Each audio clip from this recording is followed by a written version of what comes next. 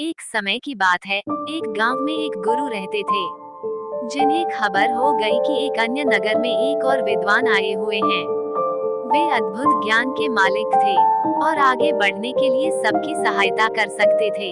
ये खबर सभी को बहुत पसंद आई और सभी लोग उस नगर में उनसे मिलने के लिए ढूंढने लगे।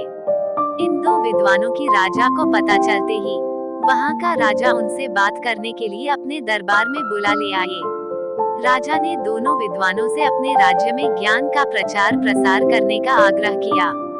दोनों विद्वान ने राजा के आह्वान को स्वीकार किया और उन्होंने राजा के सामने आगे जाकर कहा, आपके सामर्थ्य के लिए हमें गर्व महसूस हो रहा है, महाराज। हम आपकी सेवा में हमारा सर्वोच्च कर्तव्य मान्य निभाने के लिए तत्पर हैं। राजा ने खुशी से भरे होठों से कहा, तुम्हारे सामान्य भाषा में जनता को समझाओ। पहले विद्वान मुस्कुराते हुए बोले, अच्छा महाराज, हम आपके राज्य के राजा और प्रजा के बीच बातचीत को सुगम बना सकते हैं। राजा ने आश्चर्यचकित होते हुए कहा, मुझे बिल्कुल आश्चर्य हो रहा है कि तुम कैसे कर सकते हो।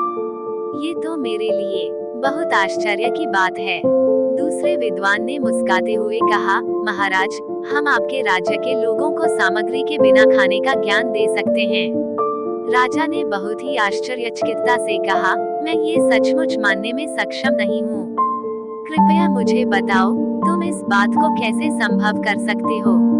पहले विद्वान ने कहा, महाराज, हम विज्ञान का उपयोग करके एक ऐसा उपकरण बना सकते हैं जिससे हम राजा की मर्यादा के साथ बातचीत कर सकते हैं। यह उपकरण हमारे बहुत सारे प्रयोगों को सुलभ बना सकता है और आपके ग्रामीणों के बीच सामर्थ्य का निर्माण कर सकता है। दूसरे विद्वान ने कहा, महाराज, हम खाना खाने की जरूरत के बिना एक ऐसा प्रयोग बना सकते हैं जिससे खाने की जरूरत नहीं होती है। यह उपकरण आपके लोगों के लिए आरामदायक और स्वास्थ्यप्रद होगा। ये सब सुनकर राजा बहुत प्रभावित हो गए और उन्होंने दोनों विद्वानों का स्वागत किया और अपने राज्य में इन उपकरणों का प्रचार कार्य करने के लिए उन्हें सौभाग्य दिया। दोनों विद्वान ने राजा की प्रशंसा करते हुए उनकी सेवा में खुशीपूर्वक काम किया और सभी लोग उन्हें बहुत आदर और सम्मान से देखते थे। इस कहानी से हमें ये सिखाया जाता है कि समय के साथ ज्ञान विकसित हो रहा है और बहुत से अद्भुत आविष्कार हमारी मदद कर सकते हैं।